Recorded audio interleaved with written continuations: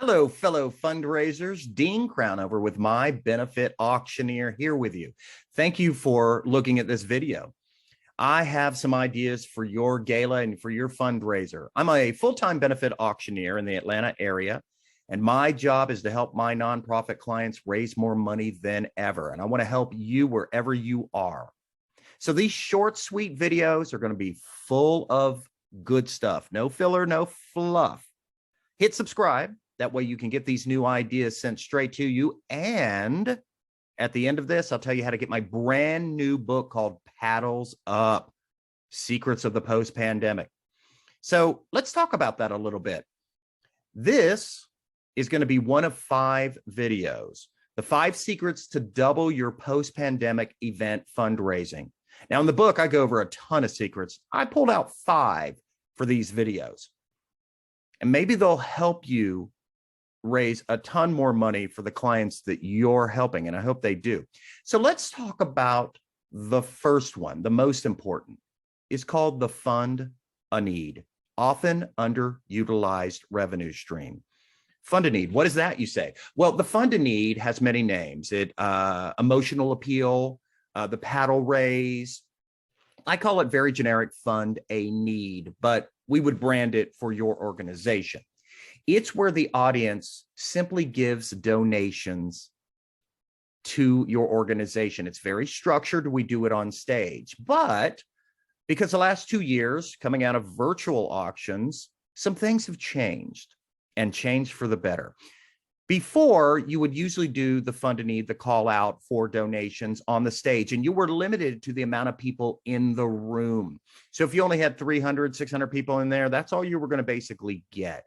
But now, thanks to mobile bidding, thanks to virtual, people can give more than ever. So here are a few things I want you to think about. Number one, the silent auction and the live auction are not your top revenue streams. It's the fund a need. I want you to put a lot of energy into creating a perfect fund a need. It's the most emotional part of the night. It's where you tell the story. Maybe it's a combination of video and a live testimonial or just a live testimonial. I call it the 1-2 punch. Hit that live testimonial, hit the video, and then ask that audience to help support you. You've stated your case. You've got them emotionally ready to give. Number 2, don't put it after the live auction. I'm not a fan of that. I like putting it first. Why? 100% of your guests can afford to give in the fund a need, where only about 20-25% can afford the live auction. You put the live auction first. Number 1, you may kill the mood of the emotional, and the emotional is more important first, and then segue into the fun and frivolity of the live auction. But if you reverse it and start fun and happy, and then try to narrow down into the live, or into the fund a need and get emotional, get that audience to switch like that, that may be very hard to do. If you're a school, that's a little different. I may do the live auction first, but that's something we would talk about if you're a client and you're a school. So consider putting it first. Another big reason to put it first, if they've given in the fund a need and they know they can't afford the live auction and they decide to leave, or they decide to go to the bar or whatever, you haven't missed out. They've given, they've participated.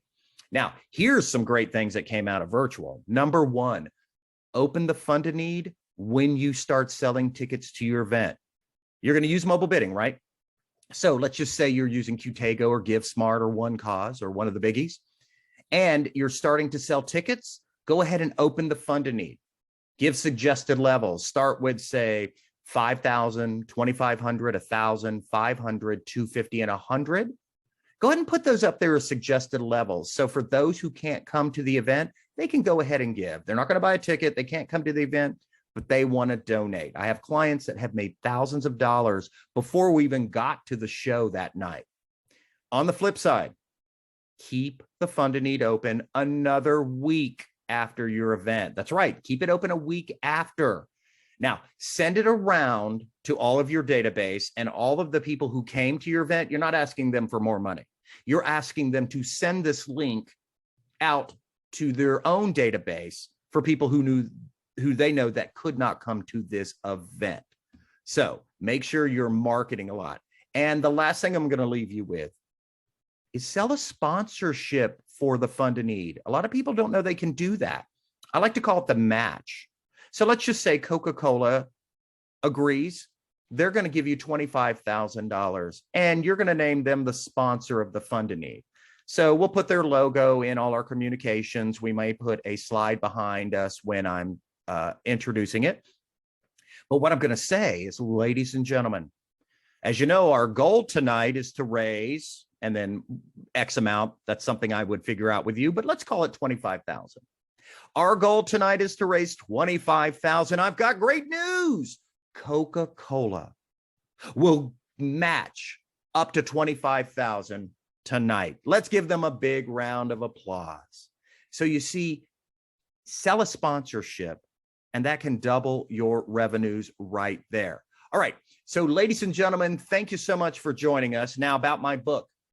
It's a brand new book. It is called Paddles Up, My Benefit Auctioneer Reveals the Post-2020 Gala Fundraising Secrets.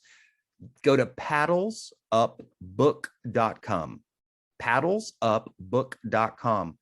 Just put in your name and your organization and your email address, and you'll get a free PDF. If you want a hard copy, go to Amazon, look up Dean Crownover Paddles Up Book, and you can buy it there. Thank you so much. Stay tuned for part 2.